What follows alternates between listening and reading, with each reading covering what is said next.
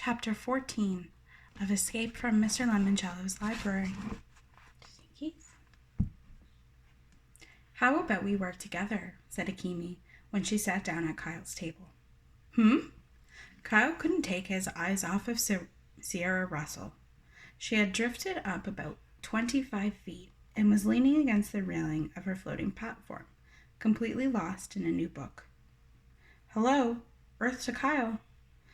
Do you want somebody else to get first dibs?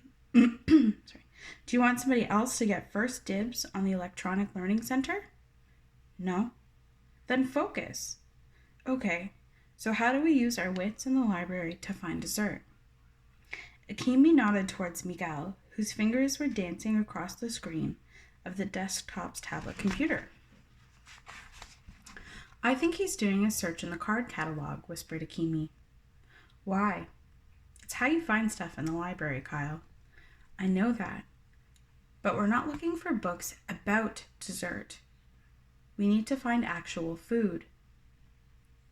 Andrew Peckelman stood up from his desk and sprinted up a wrought iron spiral staircase leading to the second floor. 2 seconds later, Charles Chiltington was sprinting up the staircase behind him. All the other players soon followed. Everyone was headed to the second floor and the Dewey Decimal Rooms. Miguel finally popped up from his desk and made a mad dash for the nearest staircase. "It's got to be up in the 600s, you guys," he called out to Kyle and Akimi. "Thanks," said Kyle, but he still didn't budge from his seat. "I guess the 600s is the Dewey Decimal category where you find books about desserts." "Maybe we should..." "Wait a second," said Kyle. Kyle, in case you haven't noticed, you, me, and the glider girl Sierra are the only ones still on this floor, and Sierra isn't really on the floor because she's floating." "Hang on, Akimi, I have an idea." Kyle pulled out his floor plan. "Dessert is probably hiding in plain sight, just like the bonus codes in Squirrel Squad. Follow me." "Where to?" "The Book Nook Cafe. The one room in the library where, according to Dr. Zinchenko,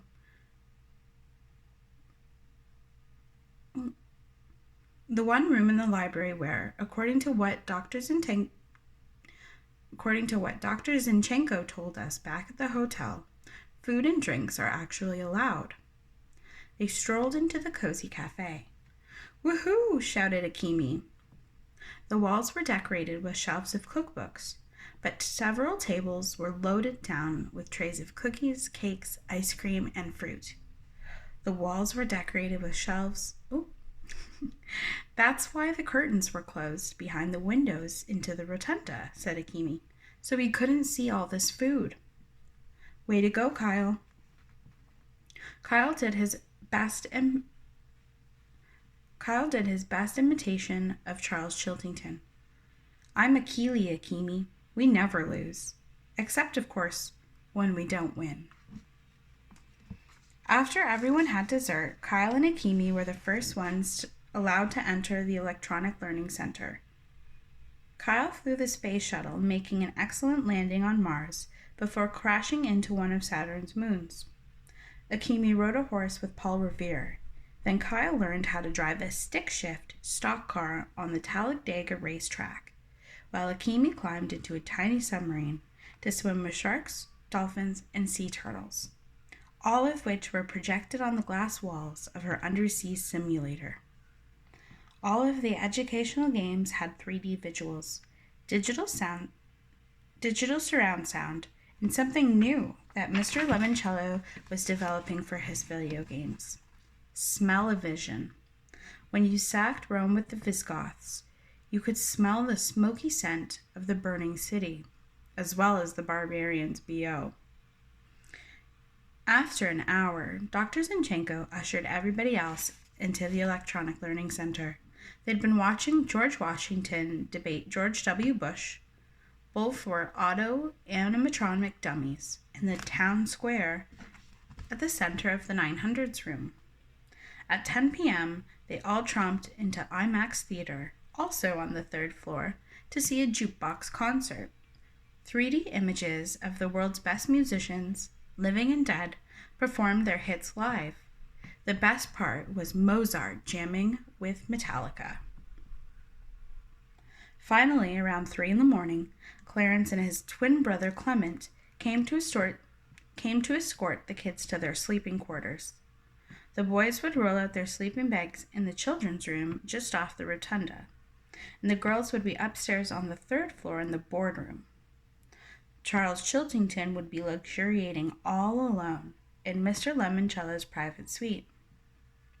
Exhausted from the excitement of the day and crashing after eating way too much sugar, Kyle slept like a baby. He only awoke because he heard music. Loud, blaring music.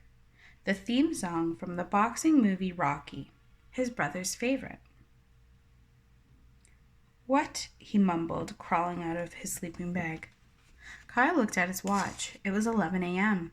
He figured the library lock-in was officially over, and this was the group's wake-up call. The music kept blaring. "This is how they wake up astronauts," groaned Miguel. "Turn it off," moaned Andrew Peckelman. Kyle slipped on his jeans and sneakers and staggered out into the giant reading room. "Dr. Zinchenko!" His voice echoed off the dome. No answer. "Clarence? Clement?" Nothing. The Rocky music got louder. Akemi leaned in from the 3rd floor balcony. "What's going on down there?" "I think they're trying to wake up astronauts," said Kyle. "On the moon." He made his way to the front door and reached for the handle. It wouldn't budge. He jiggled it. Nothing. He jiggled it harder. Still nothing. Kyle realized that the library lock-in might well be over, but they were still locked in the library. That's the end of chapter 14. I wonder what's going to happen and why they're locked. Find out.